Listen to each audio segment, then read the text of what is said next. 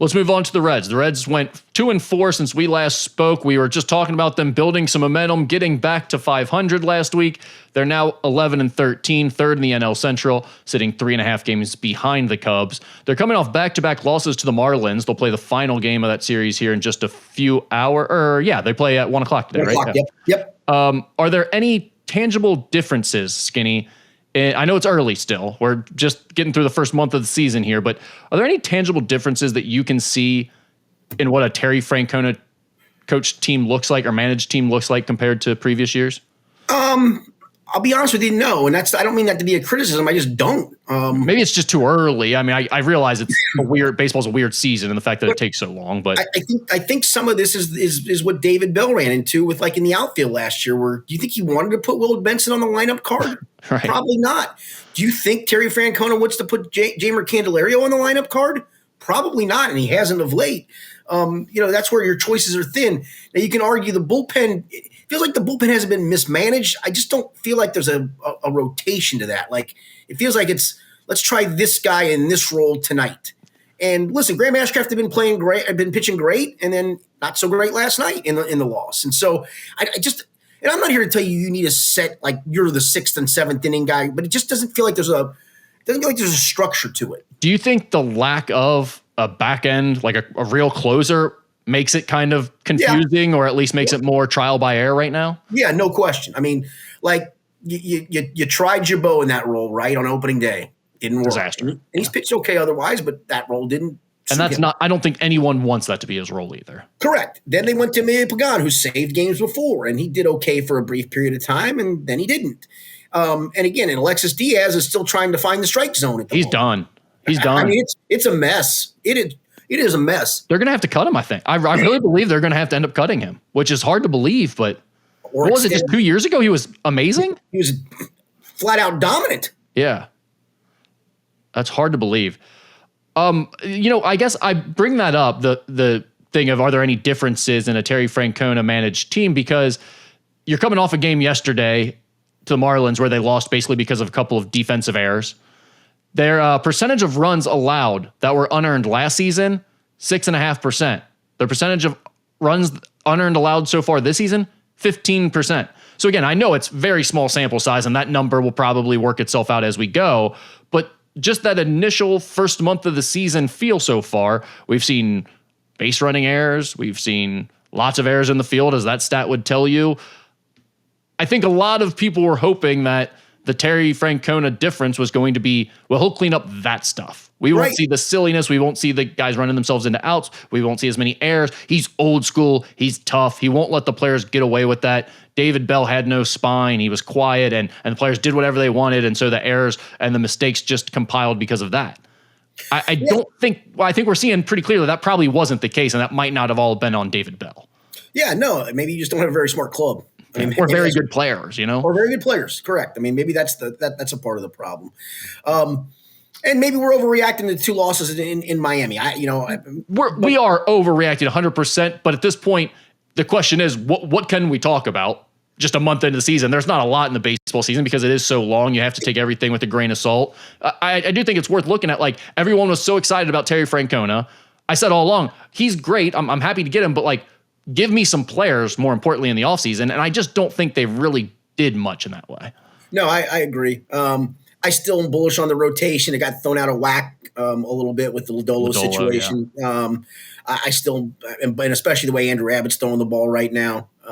It feels like Chase Burns is on a locomotive path to get here at some point. Rhett Lauder will be back at some point. I mean, we talked about this last week. I'm not so sure if you hang around that if you don't have 8 or 9 starting pitchers that you really believe in, that you can maybe deal one for a hitter. I think you'd be insane not to.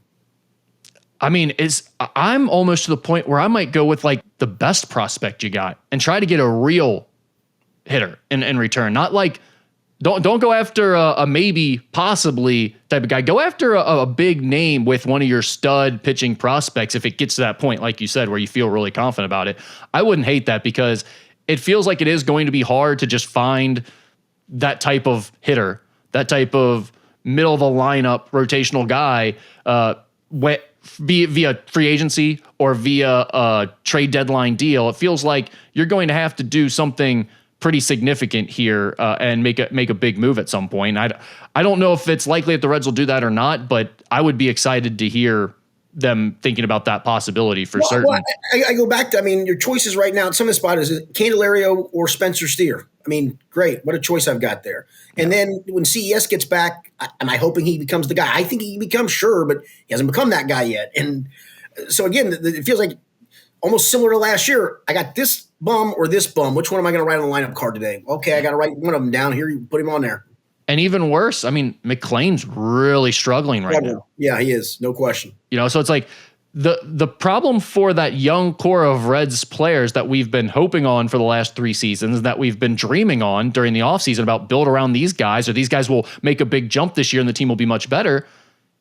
It's getting late fast for that group of young core players. All of a sudden, McLean, CES, Marte, all these guys that we were talking about that were going to be the cornerstones of this franchise, what do you got to show for all? You got Ellie and you got Hunter Green and Nick Lodolo, basically. And those are great pieces. Don't get me wrong, but you were talking about having 4 or 5 more guys there that were going to be a part of this core. Maybe they didn't all stick around, but right now, not only are they not all sticking around, you might not even have any value in a couple of them. So that's starting to become a little bit more of a concern. It's easy to say, well, he's been hurt, he's young, it's a small sample size, what have you, but you get in 2+ seasons of doing the same thing with those guys, and the reality is the reality at some point. No doubt. No question.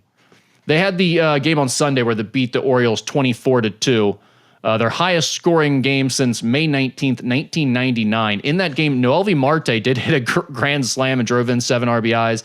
Austin Wynns went 6 for 7 with 6 RBIs. I believe Marte's home run did come off a position player. It did. Yeah, it did. That's worth noting, by the way. But good to see him swinging the bat, getting in there, making a difference either way, because it feels like they might need him this year more than they originally thought during spring training when they made him one of the first cuts that they sent back to the minor leagues. Where are we at with this Reds group, Skinny, at this point? We talked about last week. It felt like there was some momentum. Now they take another step back. They go 2-4 since we last spoke. Are we basically? Do you think we're kind of just going to be in this game all year, where the pitching's going to be good enough to get us excited for a short stretch, but ultimately just not enough offense to be consistent and go on a run? Yeah, I heard an interview. I can't remember who it was this past week. It looks like Jake Fraley's turning the corner. And I'm like, is he? Did he just have a good week? Is he turning the corner? Or did he just have a good week? I've had some people tell me Spencer Steer, man, he's having good at bats. He's coming. Okay, the proof isn't in the pudding at the moment. I'll believe that when I see it. So I believe there's still the potential for him to rebound if he gets healthy. It just doesn't even seem like he's close. I do too. What is rebound to what? To what he was last year, a 220 hitter? That's my point. To rebound to what? Maybe something in between there and the year before, right? Okay, yeah, that's what I thought. An average role guy. Yeah, that's what I thought he was going to be. A guy who's going to hit you 260 with 22 to 25 homers and hitting the 7th spot in the lineup, and that's a pretty good spot to be. I would definitely take that. I think all Reds fans would take that from him at this point. They'd take that from anyone. And that would fill that last outfield spot, I think. That's all I got on the Reds. You got anything else? I got nothing else.